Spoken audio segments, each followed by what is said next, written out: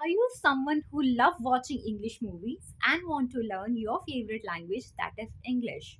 So in this video, I'm going to cover two topics. One is how to watch English movies or your favorite shows and learn the English through this. What should be the step-by-step process? And second would be, should we see the English movies with subtitles or without subtitles? So before we dive into the video, I would like to request you just subscribe Corporate Hub channel so that I can guide you with some public speaking and communication tricks. Okay, so let's dive into the video. Your first question कि क्या हमें with subtitles के साथ देखना चाहिए या without subtitles? इसका answer person to person vary भी करता है, लेकिन अगर अभी कॉमन आंसर देखना है तो in the beginning of your journey जब आप एक बेसिक लेवल पे हो तो आपको उनका एक्सेंट समझ में नहीं आएगा. सो इट्स बेटर कि आप स्टार्टिंग में सब टाइटल्स के साथ देखो. जो भी सब टाइटल्स आप देखोगे उसका डिटेल प्रोसेस मैं बाद में समझाती हूँ. पहले हम ब्रीफ में देखते हैं कि आपको सब टाइटल्स देखने हैं, उनको नोटिस करना है, उनके लिपसिंग्स को नोटिस करना है, वो क्या एक्सप्रेशन दे रहे हैं और नीचे क्या लिखा हुआ है. This is method number 1. जब आप बेसिक लेवल से थोड़ा सा लेवल आपका इंक्रीज हो जाता है तो आप सेम इंग्लिश मूवी देखो, रिपीट करो उसी मूवी को. क्यों रिपीट करना है? नेक्स्ट मूवी में नेक्स्ट एक्सप्रेशंस हो गए, नेक्स्ट लाइंस होंगी, तो इट्स बेटर कि आप सेम मूवी देखो विथ सबटाइटल्स ऑफ.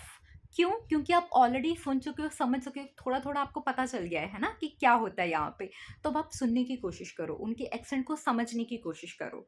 वो जो भी एक्सेंट है, यूएस है, ब्रिटिश है, अमेरिकन एक्सेंट है, इंडियन एक्सेंट है, जिस भी लैंग्वेज में आप देखना चाहते हो, जिस लैंग्वेज की आपको ज़्यादा ज़रूरत है, उस लैंग्वेज में आप उन सीरियल्स को अडाप्ट करो. इसके अलावा आपके फेवरेट शोज़, मूवीज़ हो गई, यूट्यूब की वीडियोज़ होगी, उसमें भी अगर आपको कोई यूएस का पर्सन चुनना है आप वो चुन सकते हो, आपको नेटिव इंग्लिश स्पीकर चुनना है आप वो देख सकते हो. तो ये आपके ऊपर डिपेंड करता है कि आपको एक्सेंट कौन सा सीखना है.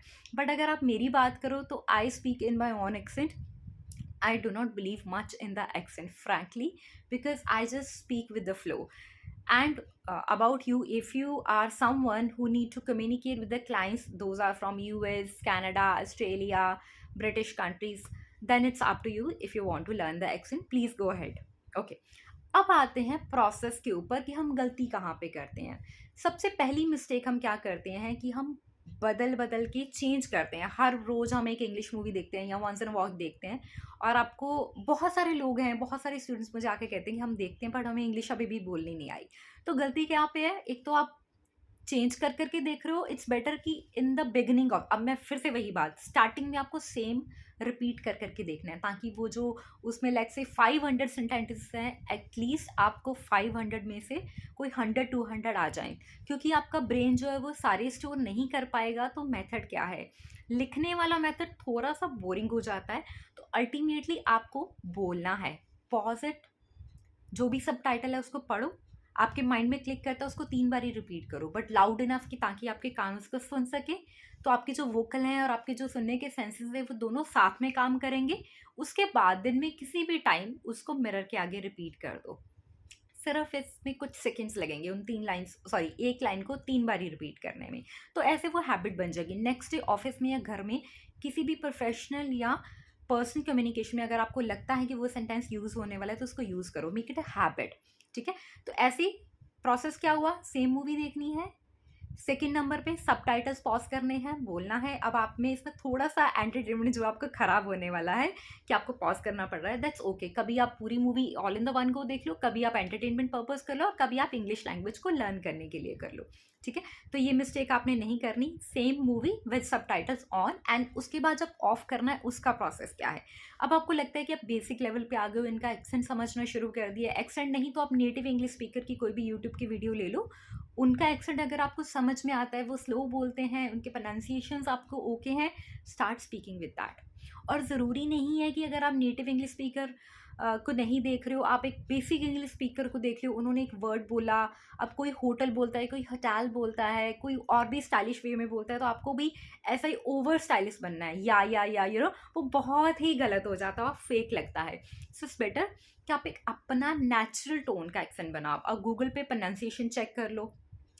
अब तो चैट जीपीटी भी है, उसी सेंटेंस को आप चैट जीपीटी ने लिख के उसको बोलो कि इसको रीराइट कर दे, तो एक सेंटेंस के 4-5 सेंटेंसेस आपके पास आ जाएंगे. ये भी एक नया तरीका है. एक सबटाइटल चुना आपने, फॉर एग्जाम्पल यहाँ पे लिखा है यू लुक प्रिटी, तो अब आप यू लुक प्रिटी को चैट जीपीटी पे डालो और वहाँ पे लिखो रीराइट, तो एआई आपकी हेल्प करेगा 5 से 7 ऐसे कॉम्प्लीमेंट्स देने में जो आपको देखने में सॉरी आप उनको कहीं भी बोल सकते हो, आप अपनी डॉटर को, गर्लफ्रेंड को, बॉयफ्रेंड को, या घर में किसी को, सिस्टर को, किसी को भी बोल सकते हो।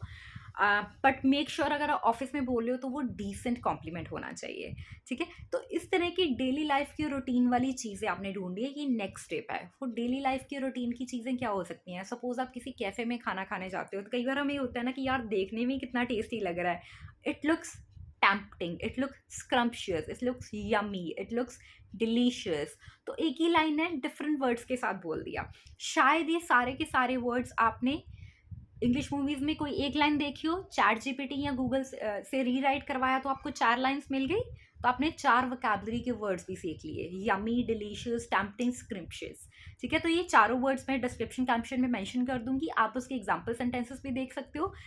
और अगर आपको पब्लिक स्पीकिंग में जाना है जिसमें आपके कॉन्फिडेंस, आपके बोलने का स्टाइल, आपका way of articulating the things, everything that you need to cover, तो यूट्यूब के कॉर्पोरेट आपके चैनल पे फ्री प्लेलिस्ट हैं जहाँ पे हम डिटेल में हर एक छोटी सी चीज़ पे, जैसे कि आई कंटेंट पे, नर्वसनेस पे, प्रेजेंटेशन पे, उस पर हम कवर करते हैं कि उन टॉपिक्स को, छोटी छोटी चीज़ों को हम कैसे करेक्ट कर सकते हैं।